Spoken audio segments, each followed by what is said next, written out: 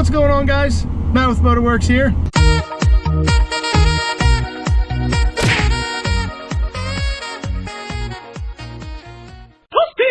Now, I'm on the way to get my very first modification for this car. Now, it's not my very first upgrade. My first upgrade was the Diablo tune, the i3. I just did a flash tune in it.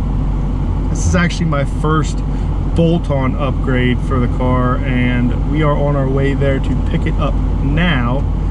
I went with a catback exhaust as my first bolt-on upgrade, so let's go check it out now. I'm headed there in the car now, so I'll get back with you in 2 seconds.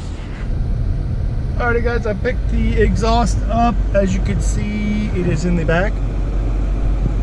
The box wouldn't fit, but all the pieces fit, so I now have it in the back of the car, and I'm just gonna head home and show you guys. It looks pretty awesome. I'm actually pretty excited. Alright guys, so it's a little bit later now. I had some stuff going on, but got the exhaust home, and I'm just gonna show it to you guys.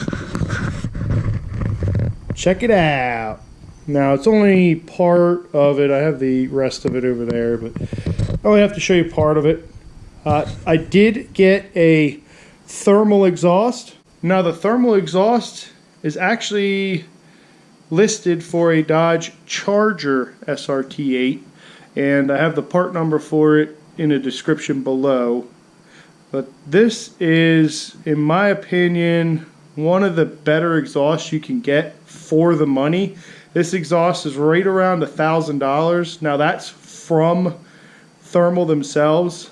Actually, I think it's closer to 1,100 bucks, but considering the alternative, this is a full 3-inch exhaust. Now, I've had a thermal exhaust on previous cars, and when I tell you this exhaust holds up to anything, it literally holds up to anything you can throw at it. It got something living in here. It literally holds up to anything. And it'll look just like this years from now. It'll be this shiny, this clean. This stuff's like a DeLorean. I mean, the stainless on this is really high quality. It holds up durability wise. The mufflers on this don't blow out and start to rattle. It's a good quality exhaust, and like I said, it's not the cheapest one, but it's also not the most expensive exhaust on the market. One of the reasons why I went with this also is because if you look here, all right, now in addition to the mufflers here, it has this little resonator can here. Now if you see, this little crossover pipe goes over into this resonator can, and at low RPM, this takes a lot of that drone out that an exhaust system could tend to give you at cruising speeds. The air speed is going slow enough that most of that exhaust and sound goes into this canister, and then at high RPMs it just bypasses all of that and shoots straight out the back of the exhaust. Alright, so that's one of the reasons why I got this. I don't want a droney exhaust on the highway. When I was looking at getting the 300, that was the biggest thing I noticed with people and their 300. They kind of just threw a muffler on and called it good enough. You know, took the suitcase off, suitcase delete, resonator delete, whatever you want to call it. And it sounded awesome. I mean, pretty much go open header on a V8 and it'll sound amazing.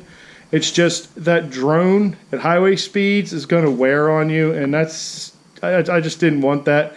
Maybe I'm old-fashioned, but that was just something I didn't want. The main reason I got this exhaust, though, is this right here. Look at this exhaust tip. This exhaust tip is beautiful. It is a nice rolled tip exhaust. It is going to look fantastic on the back of the car.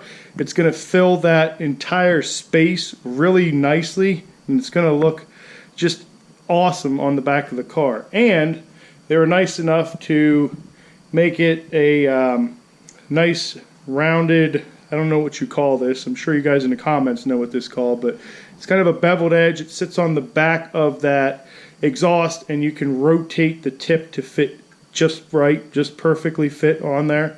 So that's why I went with this exhaust, and I was hoping that they made it for this car.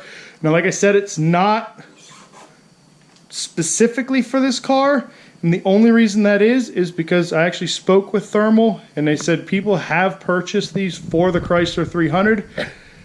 They never got one into their shop to put one on, so you know, they just didn't want to say this exhaust will fit that car without actually knowing. So I'm going to put a video together, and I'm just going to email it to them and see if, you know, they'll change their menu, and maybe you'll just be able to select Chrysler 300 and purchase this. But through the research I've done, I don't think there's going to be a problem. I think the Charger and the Chrysler 300 are basically the same underneath. We'll find out when I install this, because that's going to be the next video coming up. That's going to do it for this video, guys. Let me know what you think of this exhaust in the comments below. But we'll see you in the next upload when I'm throwing this on the car. Thanks for checking the video out.